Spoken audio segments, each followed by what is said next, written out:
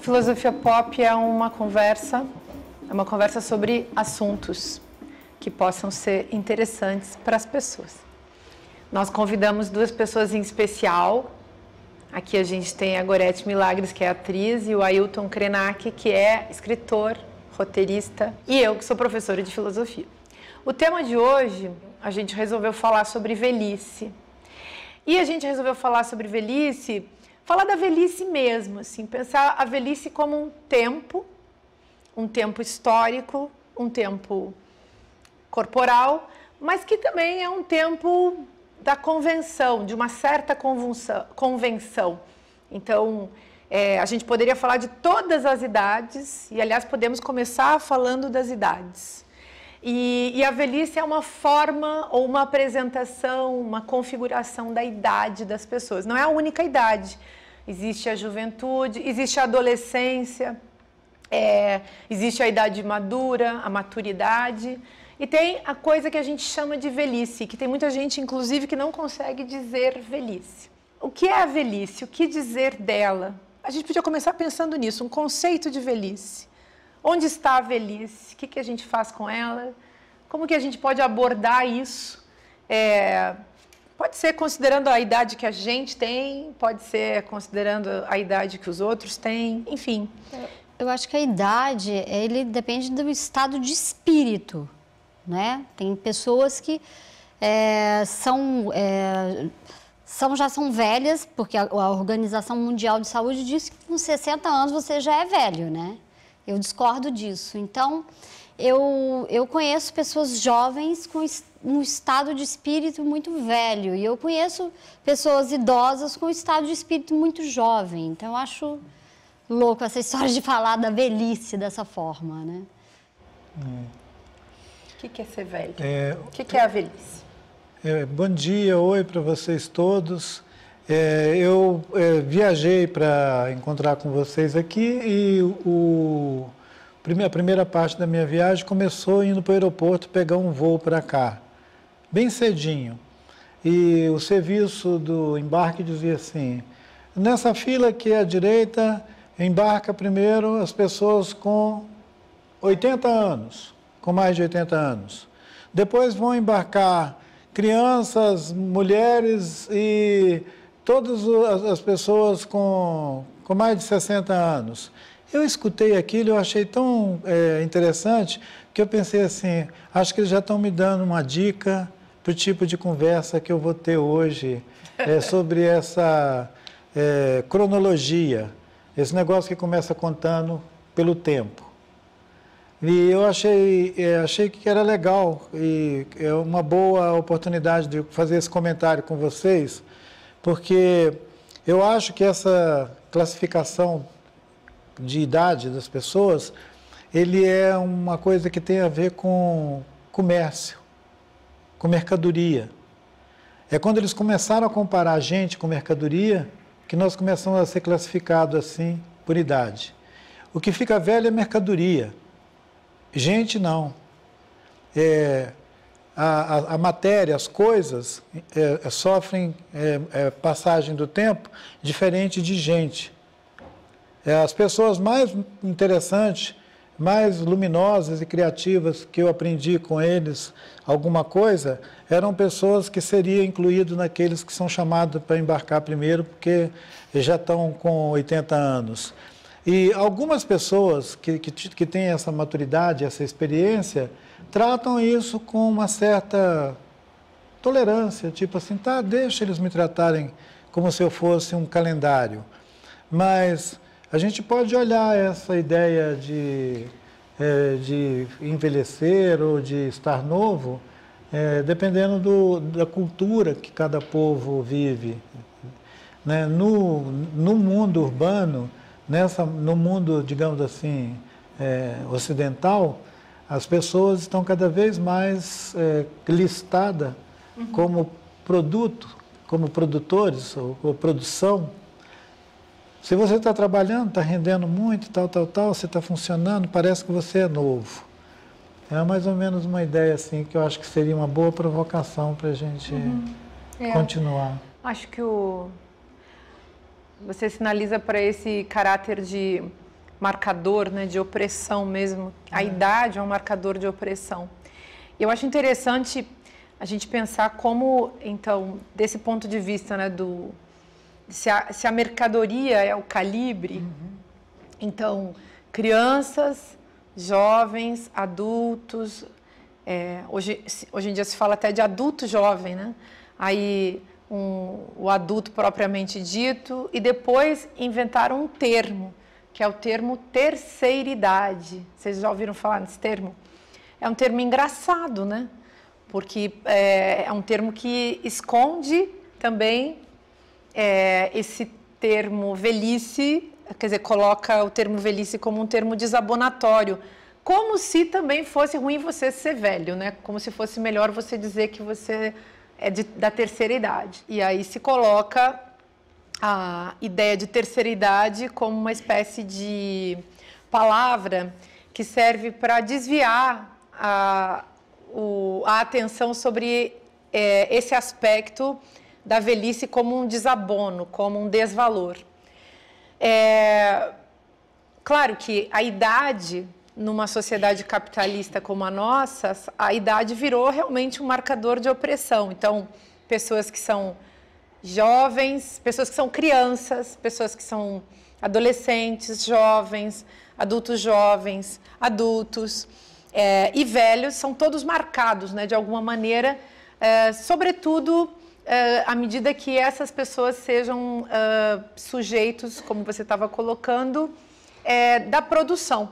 Então, se você olha para o corpo de uma pessoa como o corpo de um trabalhador, de uma trabalhadora, como um corpo produtivo ou um corpo improdutivo, esse corpo, num contexto socioeconômico e político específico, ele é mais ou menos valorizado. E aí pensa como pesa sobre as pessoas, por exemplo, em idade de aposentadoria, como pesa sobre elas esse estigma da improdutividade e como elas são, então, desvalorizadas. Sendo que as crianças que estão do lado oposto também no mesmo lugar de improdutividade, pelo menos elas sinalizam para uma produtividade possível. Então, esse é um caráter que a gente não pode tirar da análise da questão da velhice. Porque a nossa cultura, na cultura ocidental, branca, capitalista, nós tendemos a olhar para os corpos das pessoas dessa maneira, pelo caminho da produtividade. E escondendo que, enfim, existem outras questões que poderiam nos ajudar a pensar melhor esses corpos e, inclusive, libertar esses corpos, né? Você estava falando, Ailton, que existem outras culturas que pensam de uma maneira diferente. De imediato me vem a ideia que é do continente africano, onde o reconhecimento pelos mestres, né, os mestres da tradição, eles são dirigidos, esse reconhecimento é dirigido aos anciãos, às pessoas mais velhas. É como o vinho.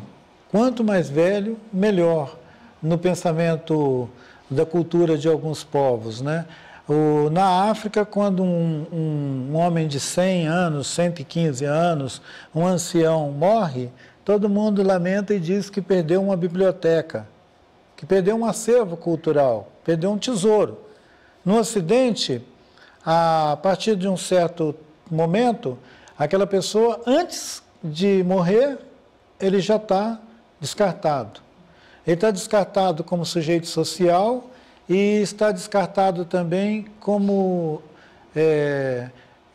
relevância afetiva, porque os próprios filhos, em alguns casos, mandam ele para algum lugar onde ele vai ficar encaixotado até encerrar a validade, que é uma maneira muito descarada e corrompida de se relacionar com a vida.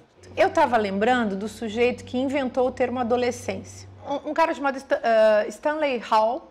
Esse cara escreveu um livraço sobre a adolescência na passagem do século XIX para o XX, uma pesquisa gigantesca para tentar sinalizar, construir, enfim, criar a teoria desses grupos de pessoas muito jovens que ficavam também meio que soltas, vamos chamar assim, num limbo. Então, uma gente que se identificava com um determinado tipo de roupa, com um determinado tipo de música, com um determinado tipo de uso, prática, consumo, uma relação com as bebidas e outras drogas, uma relação com a dança, uma relação... Enfim, eram grupos culturais que tinham se construído no vão entre ser crianças e serem adultos. E aí eles não tinham passado, como em várias outras culturas, os jovens, essas pessoas, crianças, passam por um ritual que as torna, digamos, aptas a viver a vida que todo mundo vive, sem esses marcadores. Mas na cultura branca, ocidental, capitalista, urbana, do trabalho, da produtividade capitalista, então, essas pessoas ficavam, esses grupos analisados por esse psicólogo, essas pessoas ficavam soltas. Imagina só, elas não tinham uma inscrição social e ele vai chamar essa gente toda de adolescente. Ele até fala que o adolescente era assim como a própria cultura americana, dos Estados Unidos mesmo dessa época. Então, uma gente que, assim como o país todo, estava nascendo, estava se desenvolvendo, alguma coisa estava sendo criada, mas não se sabia exatamente o que era. E essa gente ficava num limbo ali. De certa maneira, tem sentido dizer que o adolescente ele é uma invenção social. Uma invenção social. Só esse tipo de sociedade que nós viramos é que tem sentido ter adolescente. Porque antes disso, eles estavam em diferentes culturas, mesmo para os europeus, em diferentes culturas onde as pessoas tinham rituais, tinha ritos. Quer ver um rito que eu acho que todo mundo aqui sabe que ainda prevalece?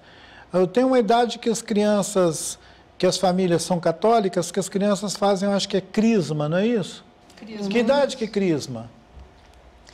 13, 14, 15 anos. Então, e com certeza que as crianças crismavam há 500 anos atrás, no século XIV, XV, XVI, na Idade Média, crismavam desde sempre, mas eles não eram adolescentes por causa disso. Essa mesma gente depois ganhou um outro apelido, que é esse apelido uniformizador dos adolescentes que estavam nesse buraco do tempo, né?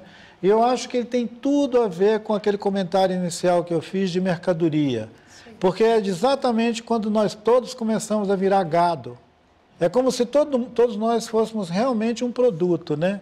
O mercado pega a pessoa, espreme ele e aposenta ele. Espreme ele e aposenta ele. É quase um atestado de incapacidade. Gasta bem, depois aposenta. A civilização industrial, né, a coisa industrial, encaçapou todos nós.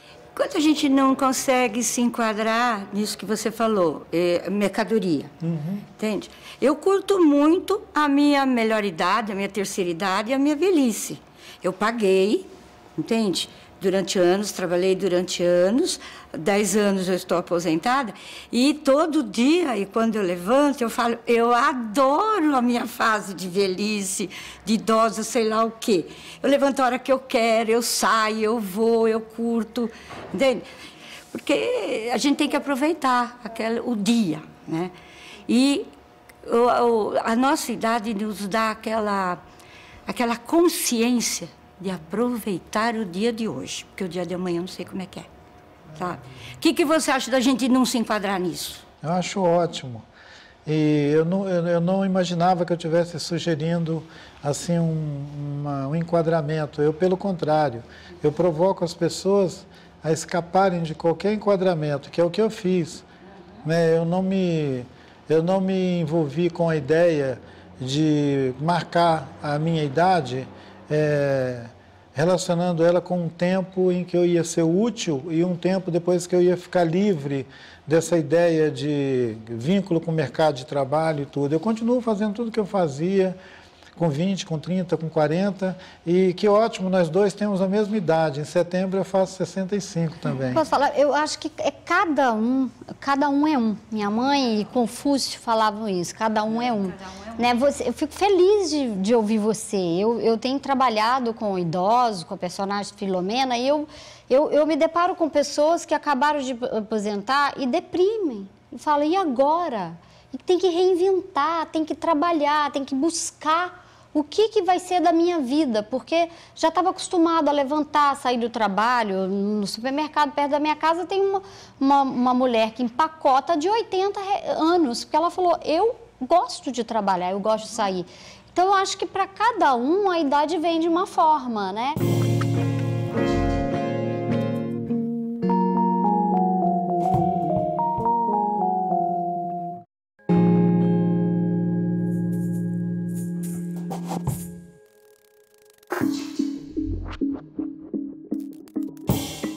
Nós estamos aqui falando sobre a velhice.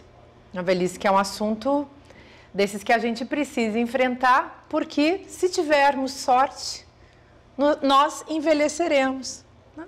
A sociedade do capital, essa sociedade que nos transformou em mercadorias, que funciona como um sistema que trata as pessoas como mercadorias, também tratou a velhice como sendo uma coisa ruim. O tempo em que as pessoas serão descartadas.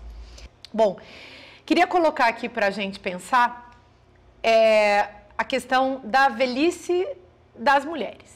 Queria colocar isso por quê? Porque eu acho que a questão da idade pesou sempre demais sobre as mulheres, mas muito. Então, uma mulher, ela desde sempre, desde que ela nasce, ela é medida com essa lógica da idade.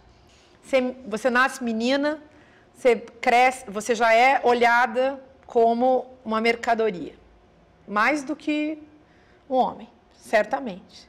A gente nasce, cresce e se desenvolve, as mulheres sempre a serviço. Será que não é por isso que a velhice pesa mais como marcador de opressão sobre as mulheres? Um homem velho. Um homem velho, até você que é atriz, um homem velho no cinema, na televisão, é super valorizado, não é? É difícil, né? É difícil em todo... Bom, eu tenho 54 anos, mas eu minto, eu falo que tenho 42. Sabe? Porque se eu falo que eu tenho 54, eu já sou considerada assim, ai, nossa, ela é velha, hein? Não, ela é velha. É uma bobagem, e o meu estado de espírito é jovem. E na minha classe tem muito disso também, né? E a gente fica meio assim, vou envelhecer, será que vai ter papéis para mim? Mais papéis? E isso vai diminuindo mesmo, embora que tenha atrizes maravilhosas aí desenvolvendo com 92 anos de carreira, Fernanda Montenegro e Laura Cardoso e tantas outras que tenham espaço, mas o espaço vai ficando limitado, sim, para o velho, para o idoso e para a meia-idade. Eu percebi assim que as atrizes fazem muitos procedimentos também cirúrgicos para tentar continuar com uma idade que em outras profissões você não é medida tanto dessa maneira, né? Em que pese que todas serão, mas todas serão, todas as mulheres serão medidas em todas as profissões. Mas talvez uma psicanalista mais velhinha tenha mais clientes, tem até mais trabalho. Uma professora também, tudo bem, não faz mal a ela envelhecer. As profissões intelectuais, digamos assim. Mas essas profissões da sociedade do espetáculo, em que você vale como imagem, realmente aí é um peso, né? Uma vez me dei conta assim, vocês lembram da Hebe Camargo? A Hebe Camargo era uma personagem da televisão bastante, enfim, maquiada, muito bem vestida, sempre que tinha, até falava, né, das cirurgias plásticas. Ela tinha um jeito de falar dela mesma muito interessante. E eu me dei conta, assim, que as mulheres na televisão, elas entravam numa espécie de devir Hebe. Então, você conseguia sobreviver fazendo televisão se você tivesse aquele espírito. Mas eu acho que isso é em todas as classes, né? Eu acho profissionais, e isso é cultural mesmo nosso, né? Essa história da idade, né? Aí meio que assim, é um atestado de incapacidade, né?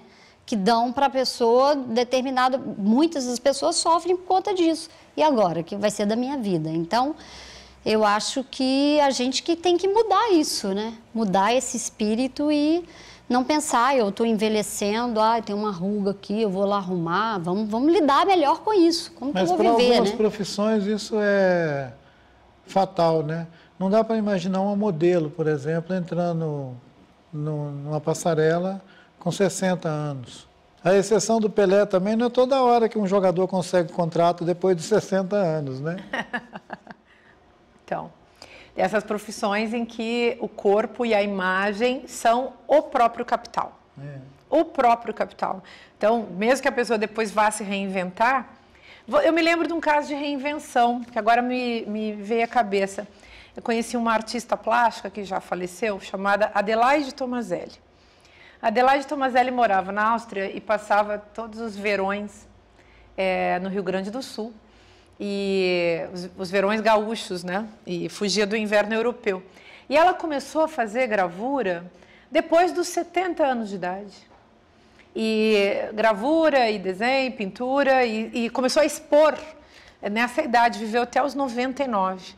E a morte dela também foi uma coisa muito especial, assim, porque ela estava lúcida e coerente, e foi divertida até o fim, e foi generosa até o fim, teve uma boa vida, uma boa morte, e se reinventou pela arte. Agora, é muito difícil você se reinventar se você não viveu uma espiritualidade, e não no sentido da cultura mesmo, né? Se você não teve um encontro com a cultura, ou com as culturas, e com as potencialidades da vida, num sentido mais expandido, para além dessa espetacularização da vida, que é o jogo que está proposto hoje, né? A minha história de vida é de ter formado toda a minha mentalidade numa pequena tribo, que é o povo indígena Krenak. Eu sou Krenak, eu sou desse povo. E quando eu comecei a ver os costumes mesmo de fora, o jeito que tratam as mulheres... me desculpe o termo, o jeito que os brancos tratam as mulheres, eu sempre achei ofensivo. E é como se as mulheres não fossem da mesma espécie dos homens. Eles tratam as mulheres como se fossem uma subespécie, que é desde do tratamento das mães, né?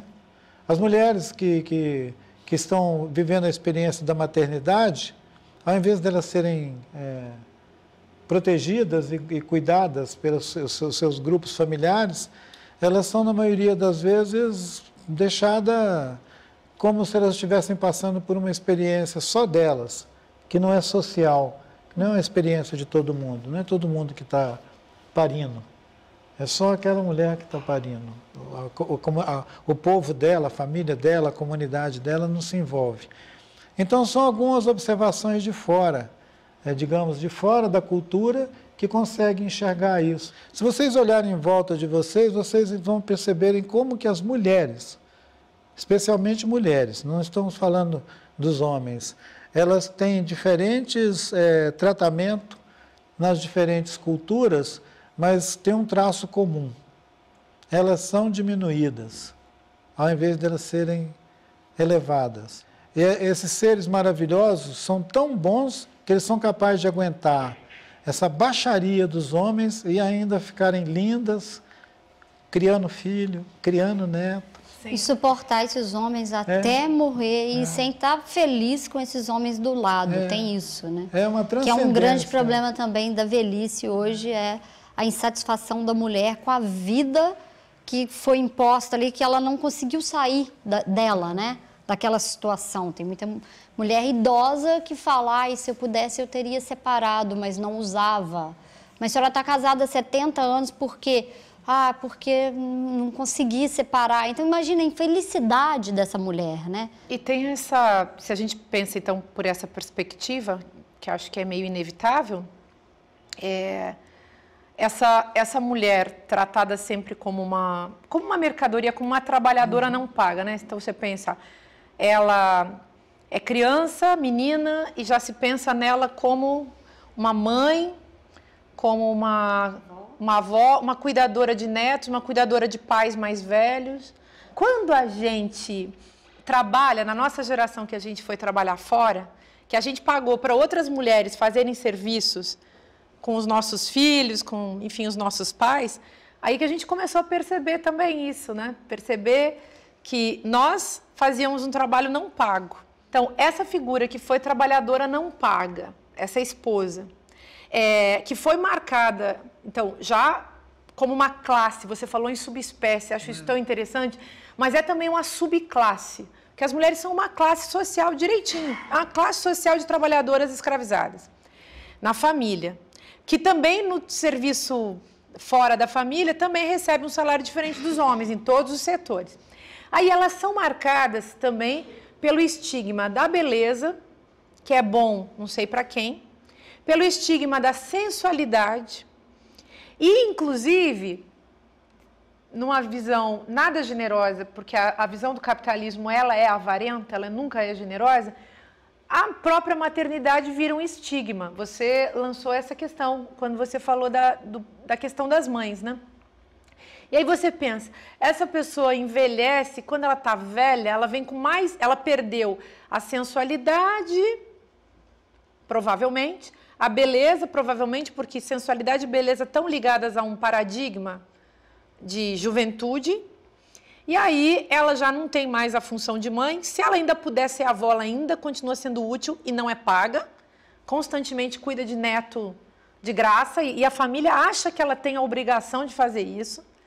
Então, gente, e aí quando você fica velha, você, além de tudo, recebe mais essa estigmatização. É muito dura. Você perdeu as outras, que tornavam você uma mercadoria útil para a sexualidade, o prazer, os olhos alheios, o mercado e por aí vai. E você ainda acrescenta isso. E outra, ninguém vai cuidar de você, né? A mãe velhinha, só se ela tiver uma filha. É duro isso, gente. Mas não é decisivo, tá? São questões para a gente pensar, porque o nosso objetivo é abrir os olhos das pessoas. Depois a gente vai construindo conversas mais justas e práticas mais justas. Eu gostaria de saber de vocês, assim, se há como desconstruir essas terminologias de velhice, terceira idade, idoso, porque elas têm significados diferentes, ou elas estão carregadas de um significado pejorativo muitas vezes. Então, eu gostaria de saber de vocês qual seria a melhor terminologia, ou não existe, e com relação ao que o Ailton falou, com relação à mercadoria, quando a gente pensa... Eu andei assistindo algumas palestras e a gente tem ouvido falar muito, né, a questão de considerar a pessoa mais velha como mercadoria ou sem uso, porque já passou por né, pelo trabalho, já criou os filhos já estão criados. Então, a pessoa sem uso. E a gente pensar na velhice como uma coisa sem uso e descartável é muito ruim, né? Então, eu gostaria de saber de vocês a questão das terminologias, dessas desconstruções dessas palavras. As palavras, elas são meios de comunicação, mas elas também são elementos para reflexão. Então, carregam conceitos. A gente poderia procurar sempre a história das palavras para entender como a gente pensa determinadas coisas e o que a gente quer dizer com as coisas que a gente diz, afinal de contas, né? E nesse caso, eu acho que tanto dá para a gente usar esses termos sem preconceito, nesse momento histórico, quanto dá para a gente inventar outros. O que não é legal é a gente acobertar, eu acho, nesse momento da nossa vida pública e da nossa vida privada. Acho que nós não precisamos nos enganar. Então, os termos estão aí, eles estão sendo utilizados. Por que usar, por exemplo, terceira idade? Para dizer que é um terceiro tempo? Falar em melhoridade para não dizer terceira idade, para dizer que ficou melhor ainda do que antes? A gente sabe que, em certos aspectos, pode ser que sim, em outros aspectos pode ser que não. Então, essa capacidade das palavras de amenizarem certos sofrimentos, eu acho que é uma capacidade que a gente tem que tomar cuidado para não virar um puro paliativo. Ao mesmo tempo, não tem por que a gente carregar as palavras de preconceitos, né, gente? Então, assim, se a gente usa o termo velhice no sentido preconceituoso, é péssimo. Mas a pessoa que chega e se afirma também, eu sou velha, numa boa, já consegue só na sua autoafirmação se desconstruir. O que não dá para fazer é você impor que a pessoa com essa terminologia, que é sempre inventada em contextos por interesses, né? Que essa terminologia seja usada de maneira preconceituosa.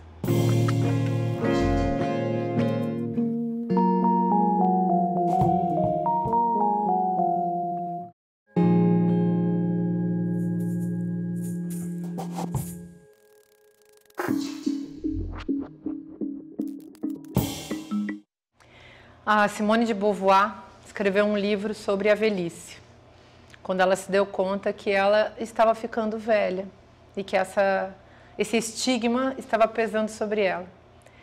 E ela viveu a sua velhice num processo de autorreflexão sobre o tempo e sobre o tempo vivido, sobre a sociedade que cria esse tipo de estigma.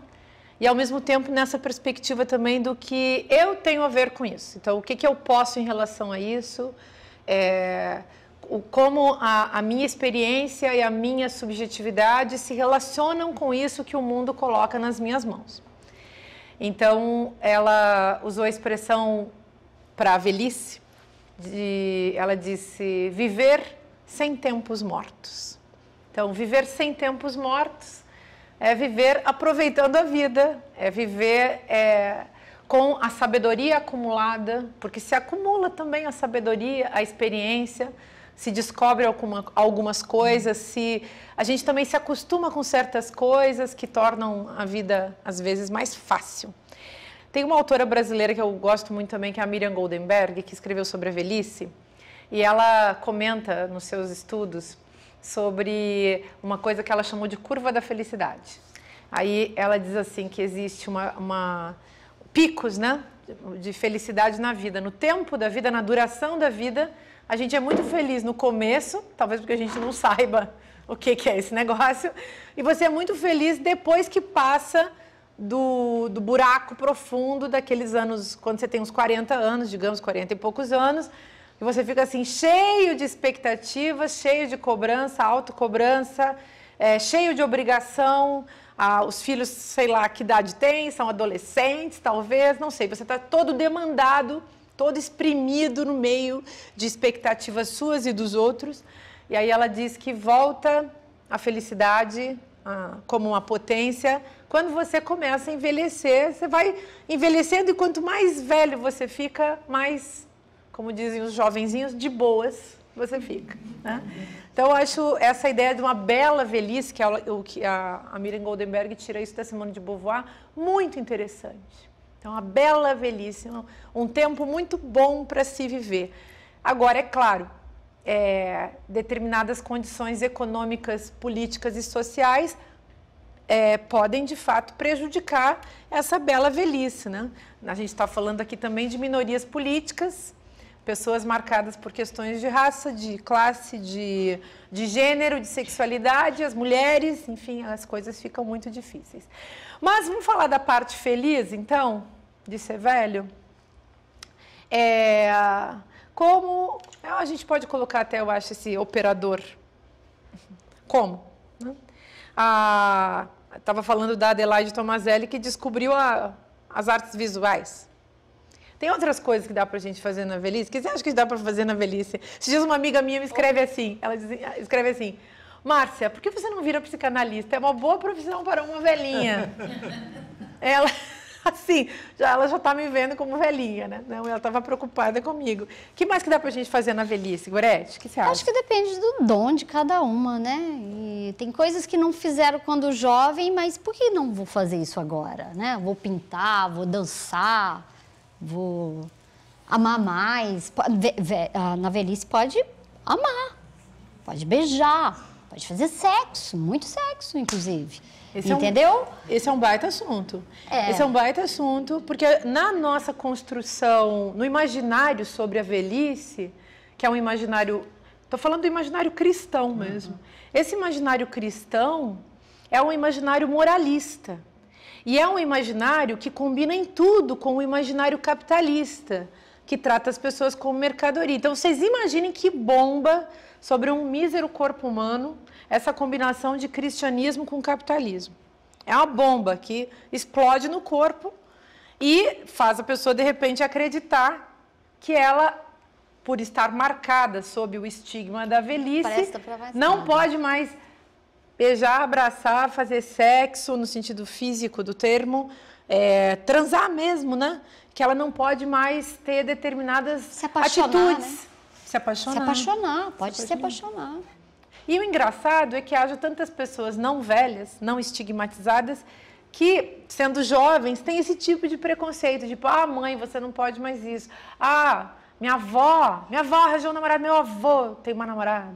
Quer dizer, por que será que as pessoas têm esse tipo de preconceito em relação à velhice? Por que esses marcadores funcionam tão bem? Se tem alguma pista para essa pergunta, ela precisava ser achada nos lugares de onde é emitido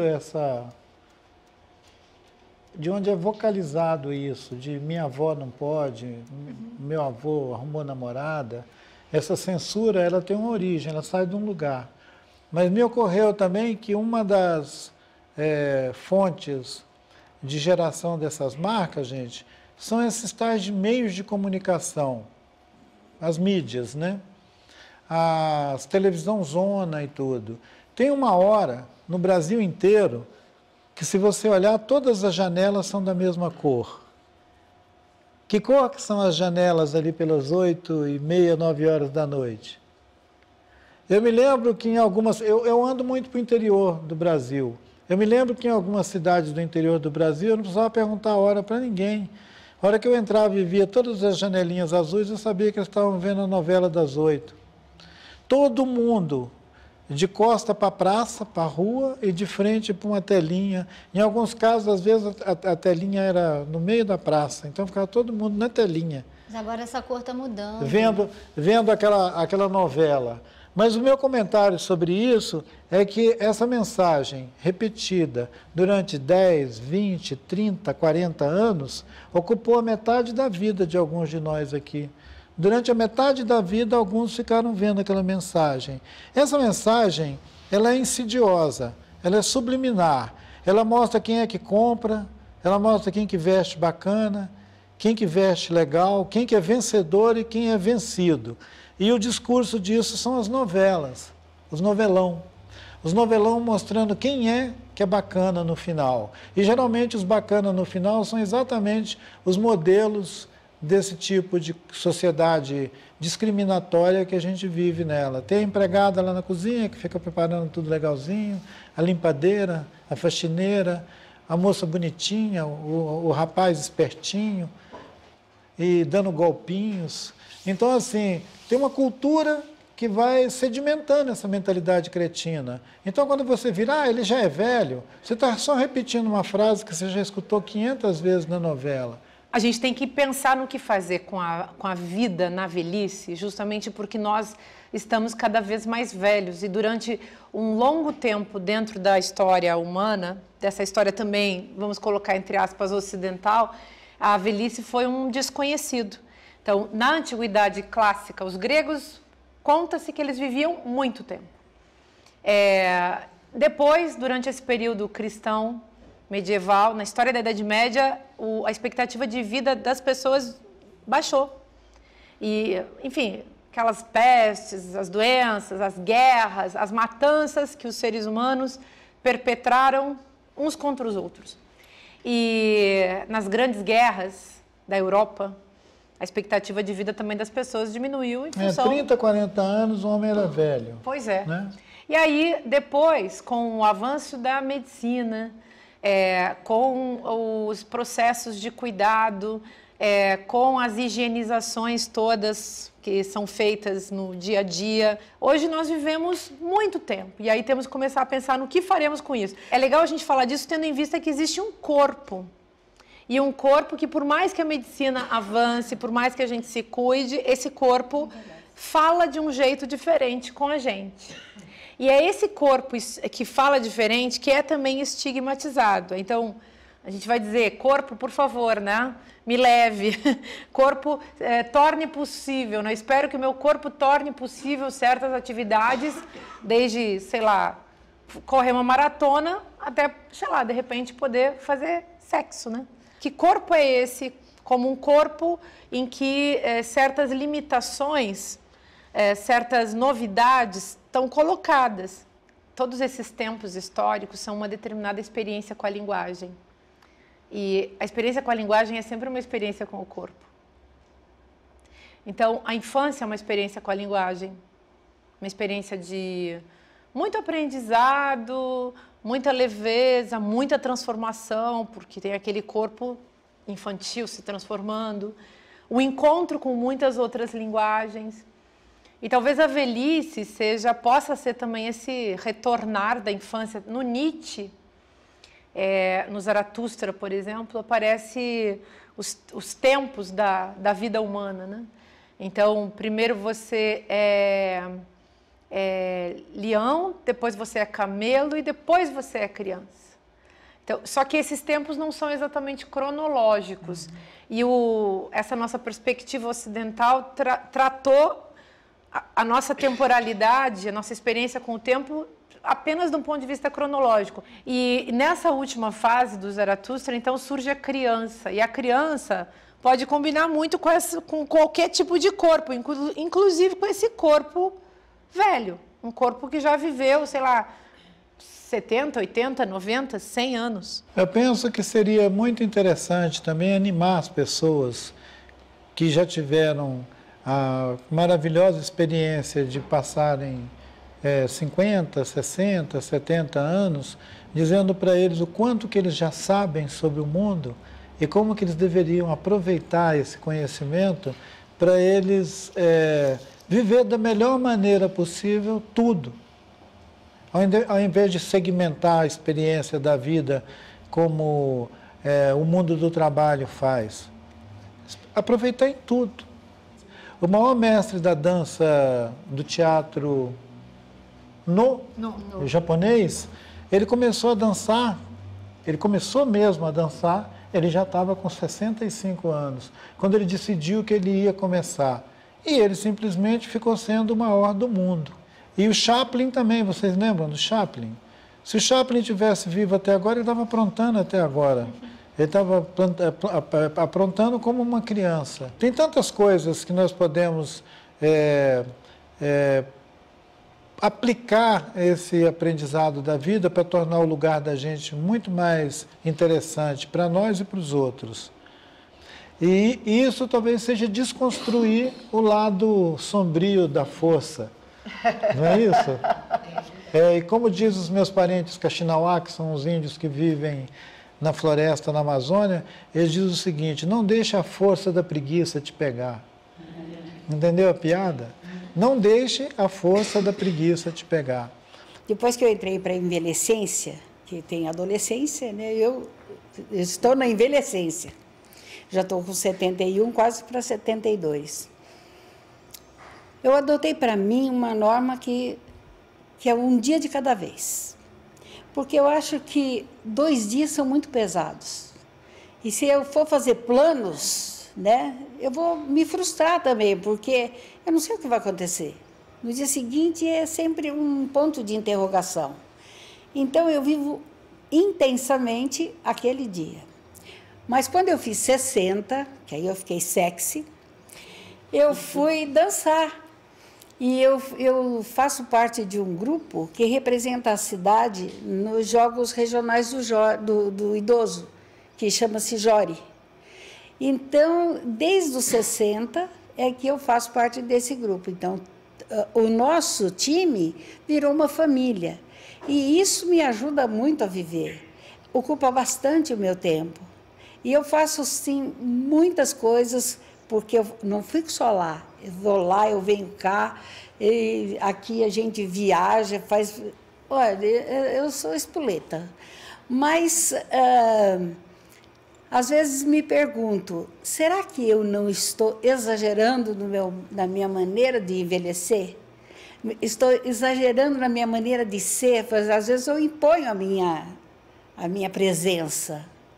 Porque eu vejo também que tem certas pessoas idosas que só querem os direitos de ser velha, não os deveres de ser velha, que só tem direitos. Quando você só usa o seu direito, você vira um reclamão, sabe? Porque, isso não está bom assim, esse sofá é chato, não tem encosto, é porque isso... Porque... Você vira um reclamão, porque tudo tem que ser a seu favor. E nunca a favor dos outros. Sabe? Que existem, que estão ali, você está rodeado deles. Então, eu acho que o jeito de ser também, né, tem que passar por esse filtro, que é de saber se comportar onde você está. Quando você falou viver do jeito que não importa a idade, eu não me importo com a idade e nem com o peso. Porque eu nasci com 5 quilos, nunca mais perdi 1 grama e me acostumei a viver pesada assim. E eu não sou pesada, eu sou leve. Acredite se quiser. Então, eu acho que a maneira que os outros te veem, para mim, não faz a menor diferença. Porque o que me importa é como eu me vejo. E se eu me vejo bem, para mim está tudo certo. Eu tive um amigo que ele vivia assim, desse jeito que você está falando, quase que fazia uma chantagem, porque ele era já um amigo de... Ele tinha bastante idade. E eu me lembro que um dia eu sofri um acidente, quase morri, podia ter morrido. E bem numa época que ele estava muito nesse papo, né, e tal. E eu liguei para ele lá do hospital e xinguei ele. Você fica falando aí de morrer porque você é velho? Eu aqui, nem sou velha, quase morri. Né? Fiquei fazendo esse comentário, porque, de fato, quando você fala eu vivo um dia de cada vez, todas as pessoas que são coerentes, de qualquer idade, deveriam talvez viver um dia de cada vez. Esse viver um dia de cada vez é uma expressão para designar uma importância que se deve dar ao tempo presente, aquilo que se está a viver, ao momento, ao instante. E, sobretudo, eu acho que aí vem uma coisa importante para a vida, que é a experiência vivida. Então, agora nós estamos aqui. Estamos fazendo isso. E que bom que esse seja um momento que nos preencha de sabedoria, luz, entendimento, que melhore a nossa sensibilidade, a nossa visão dos outros, que amplie os nossos horizontes. E isso, talvez as pessoas consigam descobrir isso apenas quando elas já viveram tantas coisas, né? Ou quando estão no hospital com aviso de que estão... No fim. Então, mas aí que vem essa coisa que a Gorete está chamando de estado de espírito, porque acho que sim, de fato você pode ter essa meditação sobre a finitude, não precisa você ser velho para ter essa meditação sobre a finitude. Você pode meditar sobre a sua finitude aos 10, 15, 20, 30, 40, 50 anos de idade, e a velhice é só um tempo em que parece que a finitude está mais perto, mas essa é uma ilusão criada por essa lógica da medida, que é própria do sistema capitalista. Mas é legal a gente pensar sempre dessa maneira, vamos colocar assim, desconstruída. A gente pode ir desmontando essas crenças, desmontando essas convenções. E olhar ao nosso redor também é interessante para a gente ver quais são as ilhas nesse mundo de competição que a gente vive, onde a nossa experiência é bem recebida, onde a gente pode estar fazendo esse exercício de liberdade. Porque se a gente vai fazer isso num lugar que a gente vai sofrer constrangimento, só fica reafirmando e recalcando essa ideia, né?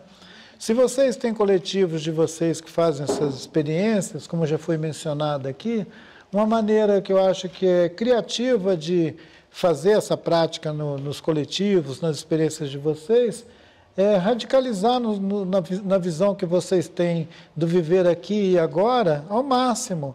É assim que vocês vão desbaratinar essas outras marcas que são impostas para a gente. Eu falo para a gente porque, em alguns termos, eu também sinto isso em outros lugares.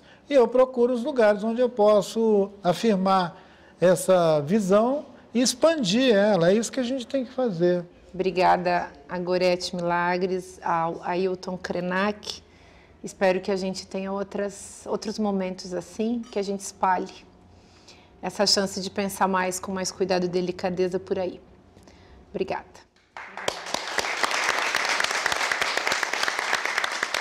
Obrigada.